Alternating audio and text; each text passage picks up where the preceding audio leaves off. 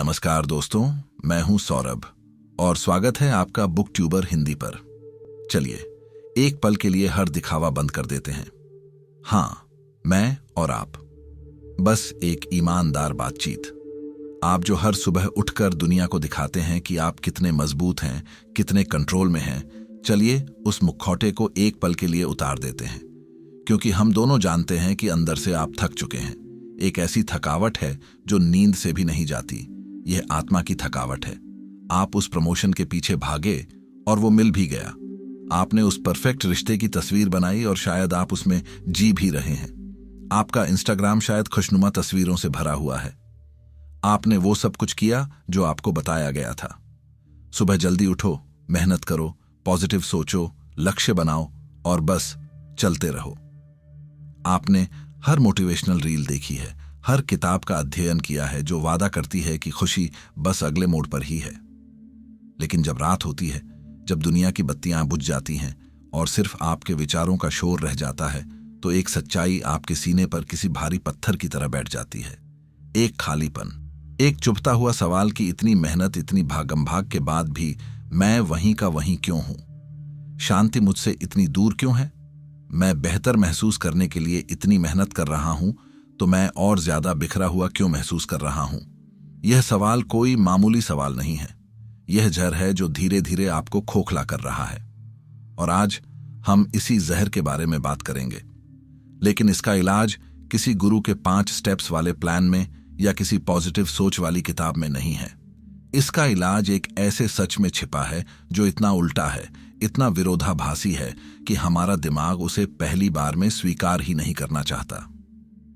इस सच को दुनिया के सामने रखने वाले शख्स का नाम था एलन वॉट्स।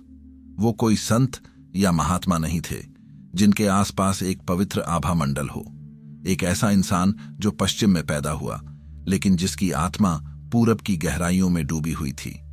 वो एक दार्शनिक विद्रोही थे, एक ऐसा विचारक जिसने दुनिया को बताया कि तुम जो कुछ भी खोज रहे हो वो तुम्हें तब मिलेगा जब तुम उसे खोजना बंद कर दोगे। एक ऐसा ब्रिटिश विचारक जो सूट बूट पहनकर जैन और वेदांत की ऐसी बातें करता था कि महान ज्ञानी भी चौंक जाते थे। वो हमारी इस अंतहीन कोशिश को देखता था, मुस्कुराता था और कहता था कि तुम सब पूरी तरह से गलत दिशा में भाग रहे हो। एलन वॉट्स ने हमें एक ब्रह्मांडीय मजाक के बारे में बताया, एक ऐसा नियम जो हमारी हर कोशिश पर हंसता है। वो नियम है द बैकवर्ड्स लॉ या उल्टे प्रयास का नियम। यह नियम बहुत सरल है। यह कहता है कि आप जीवन में जिस भी अच्छी चीज का जितनी बेचैनी से पीछा करते हैं, वह आपसे उतनी ही दूर भागती है। आप जितनी जोर से खुश होना चाहते हैं, आप उतने ही दुखी महसूस करते हैं, क्योंकि हर पल आपका मन इसी बात पर टिका रहता है कि आपके पास खुशी नहीं है। आप जितनी शिद्दत से चाहते हैं कि लोग आपको पसंद करें, आप उतने ही अजीब और जरूरतमंद लगते हैं। आप जितनी ज्यादा मन की शांति को थामने की कोशिश करते हैं, आपका मन उतना ही अशांत हो जाता है। यह एक क्रूर मजाक लगता है ना? कि आपको वो चीज तभी मिलेगी जब आप उसे चाहना त्याग देंगे। लेकिन अगर आपकी मौजूदा कोशिशें आपको थकावट और चिंता के सिवा कुछ नहीं दे रही हैं, तो शायद पागलपन भरे रास्ते पर ही सुकून का दरवाजा हो। कि जीत का रास्ता हार मानने से होकर गुजरता है, कि पाने का राज जाने देने में छिपा है। अगर आपकी मौजूदा जिंदगी, आपकी सारी कोशिशें आपको सिर्फ तनाव, चिंता और खालीपन दे रही हैं, तो शायद अब वक्त आ गया है कि इस पागलपन भरे उल्टे रास्ते को आजमाया जाए। यह रास्ता आपको कुछ करने के लिए नहीं कहेगा। यह आपको सब कुछ अनडू करने, सब कुछ त्याग देने के लिए कहेगा जो आपने आज तक सीखा है। यह संघर्ष को विराम देकर बहने की कला है, और शायद इसी कला में वो सुकून छिपा है जिसे आप हर जगह तलाश रहे हैं। तो अपनी सीट बेल्ट बांध लीजिए, क्योंकि आज हम दिमाग के हर नियम को भंग करने वाले हैं। आज हम समझेंगे कि कैसे ज्यादा कोशिश करना ही हमारी सबसे गहरी विफलता है, और कैसे हार मान लेना ही सबसे अहम जीत हो सकती है। विरोधाभास का मायाजाल सबसे पहले इस विरोधाभास के दिल में उतरते हैं। एलन वॉट्स कहते थे, जब आप बेहतर महसूस करने की कोशिश करते हैं, तो आप इस बात पर और ज्यादा जोर देते हैं कि आप बेहतर महसूस नहीं कर रहे हैं। इसे जरा गहराई से सोचिए। जब आप बेहद कोशिश करके खुशी को थामने की कोशिश करते हैं, तो आपका दिमाग किस चीज पर केंद्रित होता है? खुशी पर? नहीं, आपका दिमाग इस एहसास पर टिका होता है कि अभी मेरे पास खुशी नहीं है। आप अपनी कमी को, अपनी रिक्तता को, अपने खालीपन को और ज्यादा ताकत दे रहे हैं। आप पूरे ब्रह्मांड को जोर जोर से बता रहे हैं, मैं अधूरा हूं, मुझे कुछ चाहिए। यह आधुनिक हसल कल्चर और टॉक्सिक प्रोडक्टिविटी का मूल मंत्र है। और मेहनत करो और हासिल करो, रुको मत। हमें बेचा जाता है कि अगर हम 5 साल तक बिना रुके, बिना सांस लिए काम करेंगे तो एक दिन सफलता की सुनहरी धूप हम पर चमकेगी और हम हमेशा के लिए खुश हो जाएंगे। क्या झूठ है! यह एक ऐसा रेगिस्तान है जिसमें आप एक मृग तृष्णा के पीछे भाग रहे हैं। आप जितना पास जाते हैं, मंजिल उतनी ही दूर हो जाती है। आइए इसे रोजमर्रा की जिंदगी से समझते हैं। रात के 2 बजे हैं, आप बिस्तर में लेटे हैं, आपको सुबह जल्दी उठना है। आपका दिमाग चिल्ला रहा है, सो जाओ, मुझे सोना है, सो जाओ। आप जितनी ज्यादा सोने की कोशिश करते हैं, नींद उतनी ही दूर भाग जाती है। आपका दिल तेजी से धड़कने लगता है। आपका दिमाग हर छोटी बड़ी चिंता को कुरेदने लगता है। और फिर आप क्या करते हैं? आप हार मान लेते हैं। आप कहते हैं, जो भी हो, नहीं आती तो ना आए। और जैसे ही आप ये कोशिश त्यागते हैं, कुछ ही मिनटों में आपकी आंख लग जाती है। यही है उल्टा नियम। आपने चाहा और वो दूर भागा। आपने जाने दिया और वो आपके पास आ गया। आप अकेलेपन से जूझ रहे हैं। आप हर डेटिंग ऐप पर हैं, हर पार्टी में जा रहे हैं, किसी ऐसे व्यक्ति की तलाश में हैं जो आपको प्यार करे। हर बातचीत में आप सही चीज कहने की कोशिश कर रहे हैं, सही तरीके से व्यवहार करने की कोशिश कर रहे हैं। आप इतने ज्यादा जरूरतमंद, नीडी दिखते हैं कि लोग आपसे दूर भागते हैं। आपका डर ही आपकी सच्चाई बन जाता है। लेकिन फिर आप थक जाते हैं। आप कहते हैं, मुझे किसी की जरूरत नहीं है, मैं अपने साथ खुश हूं। आप अपने शौकत पर ध्यान केंद्रित करते हैं, अपने दोस्तों के साथ समय बिताते हैं, अपनी जिंदगी को जीते हैं। और तभी जब आप तलाश नहीं कर रहे होते, कोई आपकी जिंदगी में आता है। कोई ऐसा जो आपके उस असली रूप से प्यार करता है जो कोशिश नहीं कर रहा था। जो इंसान सिर्फ पैसे के लिए काम करता है, वो हमेशा तनाव में रहता है। हर फैसला डर से लिया जाता है। अगर ये काम नहीं किया तो पैसा चला जाएगा। वो रचनात्मक जोखिम लेने से डरता है। वो सिर्फ सुरक्षित रास्ते पर चलता है। और अंत में वो एक औसत दर्जे की जिंदगी जीता है, हमेशा पैसे की चिंता में डूबा रहता है।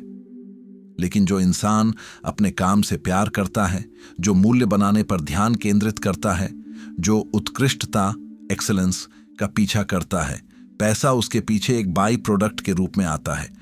उसने पैसे का पीछा नहीं किया, उसने मूल्य का पीछा किया और पैसा खुद ब खुद चला आया। ये है वो माया जाल।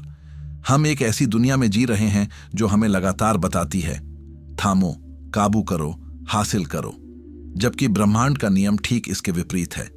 जाने दो, स्वीकार करो, बहने दो। मनोविज्ञान जो आपके दिमाग के साथ खेलता है, आपको लग सकता है कि यह सब सिर्फ दार्शनिक बातें हैं। नहीं, यह हार्डकोर मनोविज्ञान है। मनोविज्ञान में एक सिद्धांत है जिसे आयरॉनिक प्रोसेस थ्योरी या विडंबनापूर्ण प्रक्रिया सिद्धांत कहते हैं। इसे समझने का सबसे आसान तरीका है एक छोटा सा प्रयोग। मैं चाहता हूं कि अगले 10 सेकंड के लिए आप एक गुलाबी हाथी के बारे में बिल्कुल न सोचें। बिल्कुल भी नहीं। आपके दिमाग में एक गुलाबी हाथी की तस्वीर नहीं आनी चाहिए। क्या हुआ? आपके दिमाग में सिर्फ और सिर्फ एक गुलाबी हाथी ही घूम रहा था, है ना? यह सिद्धांत कहता है कि जब हम किसी विचार को दबाने की कोशिश करते हैं तो हमारा दिमाग उस विचार को और भी मजबूती से थाम लेता है। क्योंकि किसी विचार को न सोचने के लिए दिमाग को पहले यह जांचना पड़ता है कि वो विचार कहीं आसपास तो नहीं है, और इस जांच प्रक्रिया में वो उसी विचार को बार बार सामने ले आता है। अब इस गुलाबी हाथी की जगह अपनी चिंता, अपने डर या अपनी उदासी को रखकर देखिए। जब आप खुद से कहते हैं, मुझे चिंता नहीं करनी चाहिए, तो आप असल में अपने दिमाग को चिंता करने का निर्देश दे रहे हैं। जब आप कहते हैं, मुझे दुखी नहीं होना चाहिए, तो आप अपनी उदासी को और गहरा कर रहे हैं। जब आप कहते हैं, मुझे उस व्यक्ति के बारे में नहीं सोचना है, तो आप दिन भर उसी के ख्यालों में डूबे रहते हैं। आपकी कोशिश ही आपकी समस्या बन गई है। आप एक दलदल में फंसे हैं और जितना ज्यादा आप हाथ पैर हिलाते हैं, उतना ही नीचे धंसते जाते हैं। और इसी सिद्धांत को एक और महान विचारक विक्टर फ्रैंकल ने अपने काम में इस्तेमाल किया। फ्रैंकल एक यहूदी मनोचिकित्सक थे जिन्हें नाजी कंसंट्रेशन कैंप में रखा गया था। उन्होंने वहां इंसान की पीड़ा को उस रूप में देखा जिसकी हम कल्पना भी नहीं कर सकते, और उसी पीड़ा की आग से उन्होंने एक नई थेरेपी को जन्म दिया जिसे पैराडॉक्सिकल इंटेंशन या विरोधाभासी इरादा कहते हैं। फ्रैंकल का एक मरीज था जिसे बहुत ज्यादा पसीना आने की समस्या थी। जब भी वो लोगों से मिलता उसे डर लगता कि उसे पसीना आएगा, और इसी डर के कारण उसे सच में बहुत पसीना आता था। फ्रैंकल ने उसे एक अजीब सलाह दी। उन्होंने कहा, अगली बार जब तुम किसी से मिलो तो कोशिश करना कि तुम ज्यादा से ज्यादा पसीना बहा सको। लोगों को दिखाओ कि तुम कितना पसीना बहा सकते हो। एक बाल्टी भर दो। मरीज ने ऐसा ही किया। उसने पसीना बहाने की कोशिश की, और नतीजा, वो एक बूंद भी पसीना नहीं बहा पाया। उसने अपनी चिंता का सामना किया, उसे दबाने के बजाय उसे गले लगाया। उसने डर के साथ जूझना बंद कर दिया, और डर ने अपनी ताकत खो दी। तो अगली बार जब आपको चिंता हो तो खुद से कहिए, चलो आज थोड़ी और चिंता करते हैं, देखते हैं कितनी बुरी हालत हो सकती है। जब आप अपने डर का मजाक बनाते हैं तो वो सिकुड़कर छोटा हो जाता है। आप देख रहे हैं, हमारी सारी समस्या हमारी प्रतिरोध रेजिस्टेंस में है। हम जीवन के प्रवाह के खिलाफ तैरने की कोशिश कर रहे हैं। हम लहरों से संघर्ष कर रहे हैं, जबकि हमें बस उन पर चलना सीखना है। प्राचीन ज्ञान की गूंज एलन वॉट्स ने यह विचार खुद नहीं बनाया था। उन्होंने तो बस हजारों साल पुरानी पूर्वी बुद्धिमत्ता को पश्चिमी दुनिया के लिए एक नई आकर्षक बोतल में पेश किया था। यह ज्ञान हमेशा से यही था, हमारे ग्रंथों में, हमारे दर्शन में। चीन के महान दार्शनिक लाओ त्जू ने ताओ ते चिंग में एक सिद्धांत दिया, वू वेई, वू वेई। इसका अक्सर गलत अनुवाद कुछ न करना किया जाता है, लेकिन इसका असली मतलब है अकर्मण्यता में कर्म या एफर्टलेस एक्शन। कल्पना कीजिए कि आप एक नदी में गिर गए हैं। आपके पास दो विकल्प हैं। पहला, आप घबराकर हाथ पैर मारें, पानी को पीटें, धारा के खिलाफ तैरने की कोशिश करें। नतीजा, आप जल्दी थक जाएंगे और डूब जाएंगे। दूसरा, आप शांत रहें, अपनी पीठ पर लेट जाएं और खुद को धारा के साथ बहने दें। आप अपनी ऊर्जा बचाएंगे और धारा आपको खुद ही किनारे ले आएगी। वू वेई यही दूसरा विकल्प है। यह आलस नहीं है, यह जीवन के प्राकृतिक प्रवाह के साथ तालमेल बिठाना है। यह जबरदस्ती करने के बजाय होने देना है। यह उस किसान की तरह है जो बीज बोता है, पानी देता है और फिर पौधे को अपने समय पर उगने देता है। वो जमीन खोदकर बीज को जल्दी उगने के लिए मजबूर नहीं करता। आज का हसलर पहले विकल्प की तरह है। वो धारा के खिलाफ तैर रहा है, थक रहा है और डूब रहा है, और वो अपनी इस मूर्खता को मेहनत का नाम दे रहा है। जैन बौद्ध धर्म में शून्यता या खालीपन की बात की जाती है। पश्चिमी दिमाग इससे डरता है।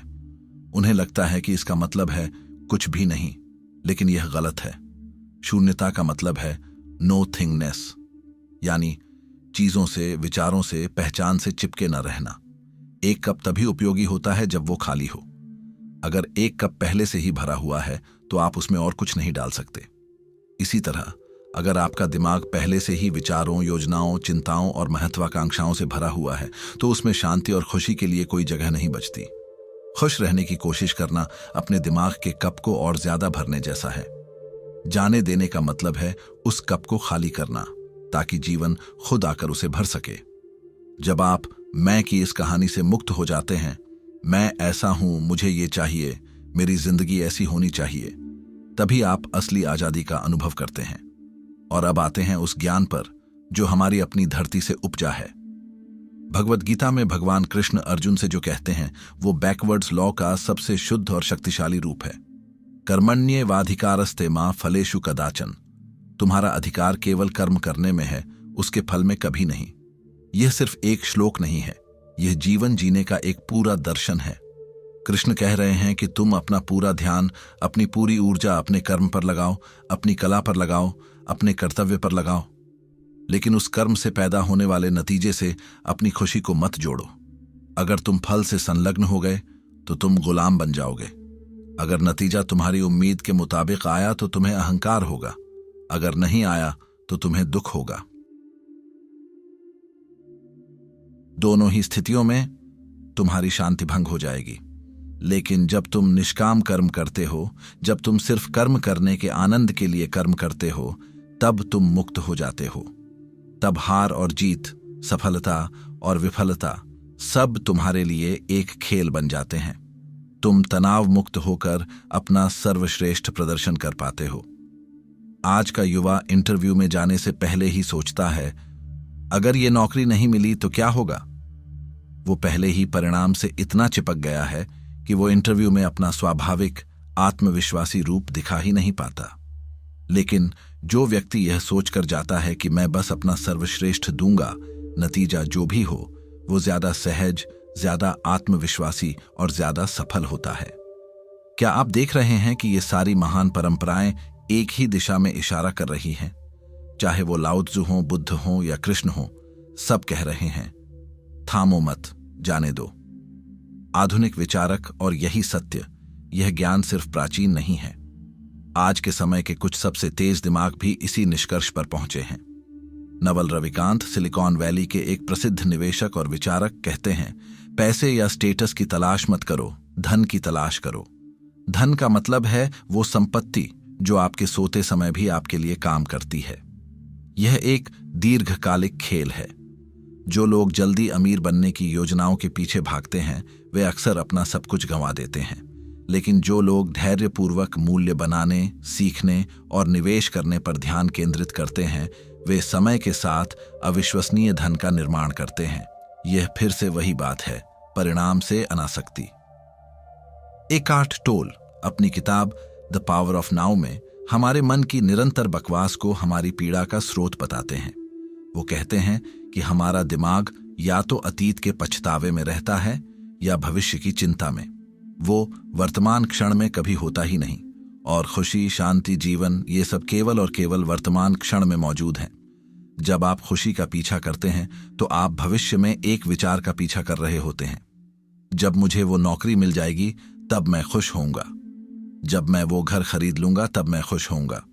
आप वर्तमान क्षण को, जो एकमात्र वास्तविकता है, एक बाधा के रूप में देख रहे हैं। जाने देने का मतलब है भविष्य की इस अंतहीन खोज को त्याग देना और पूरी तरह से अभी और यहां में उपस्थित होना, अपनी सांस को महसूस करना, अपने आसपास की ध्वनियों को सुनना, बस होना।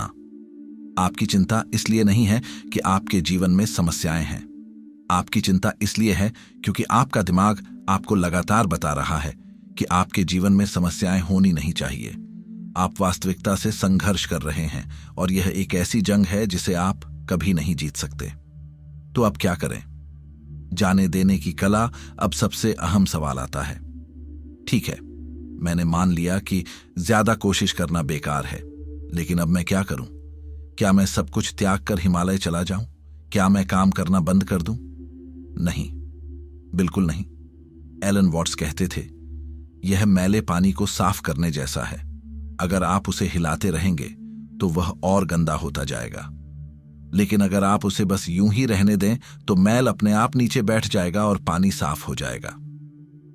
जाने दो या समर्पण का मतलब कमजोरी या निष्क्रियता नहीं है, यह परम बुद्धिमत्ता है। यह समझने की बुद्धिमत्ता कि आप ब्रह्मांड को नियंत्रित नहीं कर सकते। यहां कुछ व्यावहारिक तरीके हैं जिनसे आप इसे अपने जीवन में ला सकते हैं। नंबर 1, अपने विचारों के साक्षी बने। Become the observer. जब आपके मन में कोई नकारात्मक विचार या भावना आए, चिंता, क्रोध, ईर्ष्या, तो उससे जूझें नहीं, उसे दबाएं नहीं, बस उसे देखें। जैसे आप मार्ग पर चलती गाड़ियों को देखते हैं। आप गाड़ी नहीं हैं, आप ड्राइवर नहीं हैं, आप बस मार्ग के किनारे स्थित दर्शक हैं। जब आप कहते हैं मुझे चिंता हो रही है, तो आप उस चिंता से अपनी पहचान बना लेते हैं। इसके बजाय यह कहने का अभ्यास करें, मेरे अंदर चिंता का एक एहसास पैदा हो रहा है। देखिए, आपने खुद को उस भावना से अलग कर लिया। आप वो भावना नहीं हैं, आप उस भावना को अनुभव करने वाले हैं। यह छोटा सा बदलाव आपको अविश्वसनीय शक्ति देता है। नंबर 2, अनिश्चितता को गले लगाओ। Embrace uncertainty. हम एक सुरक्षित, अनुमानित जीवन चाहते हैं। हम जानना चाहते हैं कि कल क्या होगा, लेकिन जीवन स्वभाव से ही अनिश्चित है। यह एक नृत्य है, एक इम्प्रोवाइजे नाटक है। आप जितनी जल्दी इस तथ्य को स्वीकार कर लेंगे, आप उतने ही शांत हो जाएंगे। नियंत्रण की अपनी जरूरत को जाने दें। जीवन को आपको आश्चर्यचकित करने की अनुमति दें। नंबर 3, अपनी भावनाओं को महसूस करें, ठीक नहीं करें। Feel, don't fix. जब आप दुखी या क्रोधित महसूस करते हैं तो हमारा पहला आवेग होता है कि हम इस भावना से छुटकारा पाएं। हम संगीत सुनते हैं, दोस्तों को फोन करते हैं, शराब पीते हैं, कुछ भी करते हैं ताकि हमें वो महसूस न करना पड़े। यह बैकवर्ड्स लॉ का उल्लंघन है। इसके बजाय उस भावना को पूरी तरह से महसूस करने की हिम्मत करें। अपने शरीर में उस उदासी को महसूस करें। वो कहाँ है? आपके सीने में, आपके पेट में। बस उसके साथ बैठें, बिना किसी निर्णय के। आप पाएंगे कि जब आप किसी भावना से संघर्ष करना बंद कर देते हैं तो वो अपनी शक्ति खो देती है और एक लहर की तरह आती है और चली जाती है। आप इसलिए पीड़ित नहीं हैं क्योंकि आप दुखी हैं। आप इसलिए पीड़ित हैं क्योंकि आपको लगता है कि आपको दुखी नहीं होना चाहिए। निष्कर्ष, मुट्ठी खोलो। कल्पना कीजिए कि आपकी सारी चिंताएं, डर और इच्छाएं आपकी मुट्ठी में रेत की तरह हैं। आप जितनी जोर से मुट्ठी भींचते हैं उतनी ही तेजी से रेत उंगलियों के बीच से निकल जाती है।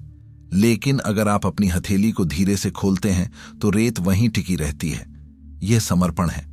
यह जबरदस्ती करना बंद करना और भरोसा करना शुरू करना है। यह मानना कि आप इस ब्रह्मांड का एक हिस्सा हैं, इसके खिलाफ नहीं। कि जिस तरह वृक्ष जानते हैं कि कैसे उगना है और नदियां जानती हैं कि कैसे बहना है, उसी तरह आपका जीवन भी जानता है कि उसे कैसे सामने आना है। आप आलसी नहीं हैं, आप बिखरे हुए नहीं हैं, आपको ठीक होने की जरूरत नहीं है। आप बस बहुत बहुत ज्यादा कोशिश कर रहे हैं। खुशी एक तितली की तरह है। आप जितना उसके पीछे भागेंगे वो उतना ही आपसे दूर उड़ेगी। लेकिन अगर आप शांत होकर बैठ जाइए तो हो सकता है कि वो खुद आकर आपके कंधे पर बैठ जाए। जीवन का सबसे अहम विरोधाभास यही है। मन की शांति मन को शांत करने की कोशिश करने से नहीं आती, बल्कि मन की अशांति को शांति से देखने से आती है। सच्चा आत्मविश्वास आत्मविश्वासी दिखने की कोशिश करने से नहीं आता, बल्कि अपनी असुरक्षाओं को स्वीकार करने से आता है। सच्चा प्यार प्यार खोजने से नहीं मिलता, बल्कि प्यार देने और खुद से प्यार करने से मिलता है। हम सब एक ऐसी कैद में बंद हैं जिसके दरवाजे पर ताला ही नहीं है। हम खुद ही सलाखों को थाम कर स्थित हैं और चिल्ला रहे हैं, मुझे बाहर निकालो। एलन वॉट्स, लाओ त्जू, बुद्ध, कृष्ण, ये सब बस एक ही बात कह रहे हैं, बस हाथ जाने दो। जिस क्षण आप नियंत्रण त्यागते हैं उसी क्षण आप आजाद हो जाते हैं। जिस क्षण आप खोजना बंद करते हैं उसी क्षण आप पा लेते हैं। जिस क्षण आप जीवन से संघर्ष करना बंद करते हैं उसी क्षण जीवन आपको गले लगा लेता है। यह रास्ता आसान नहीं है। हमारा पूरा समाज, हमारी पूरी कंडीशनिंग इसके खिलाफ है। यह एक विद्रोह है, बाहरी दुनिया के खिलाफ नहीं, बल्कि अपने ही मन की आदतों के खिलाफ। अगर यह बातचीत, यह विचार आपके अंदर कहीं गहरे में गूंजा है, अगर आपको लगा है कि कोई आपकी आत्मा की भाषा बोल रहा है, तो आप अकेले नहीं हैं। हम सब इस सफर पर हैं। अगर आप इस सफर पर मेरे साथ शामिल होना चाहते हैं, जहां हम ऐसी ही गहरी सच्चाइयों को खोजते हैं जो हमें किताबों और दर्शन की गहराइयों में मिलती हैं, तो इस चैनल बुक ट्यूबर हिंदी का हिस्सा बने।